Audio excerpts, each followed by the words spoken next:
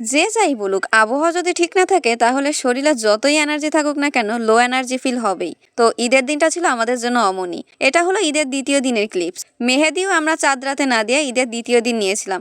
চাঁদা তো নেওয়া যাবে না, তবে আগামীবার ডিক্লার দিয়ে দিব, আইসক্রিম খাওয়ালে তবেই সুন্দর করে মেহেদি দিয়ে দিব, নয়তো নাই। প্রতিবারই সাধারণত ঈদের দিন বিকালে আমরা চাচতো ফুফাতো ভাই বোন আম্মু চাচি সবাই মিলে বিল সাইডে ঘুরতে যাই। তবে এবার কয়েকজন যায়নি এই ফুটবল খেলার জন্য। ছেলে মানুষ, ফুটবল ক্রিকেট খেলা হলে আসলে এদের আর কিচ্ছু লাগে না।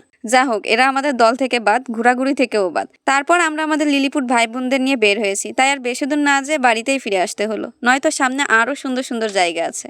যা হোক, ঈদুল ফিতরে না হলেও আবহাওয়া ঠিক থাকলে ঈদুল আজহাতে হবে ইনশাল্লাহ। আমাদের বাড়িটা মাশাল্লাহ মাঝামাঝি জায়গায়, সামনের দিকে গেলে শহর, পিছনের দিকে আসলে গ্রাম। তারপর রাতে হলো আমাদের ছোটখাটো ice cream party. By the way, আমার বোন কিন্তু ভালো রাঁধুনি, তাই বাইরের অস্বাস্থ্যকর পরিবেশে বানানো চটপটি ফুচকা বয়কট। তো ফুল গাছটি মুড়লো, আমাদের ঈদের গল্প ফুরলো।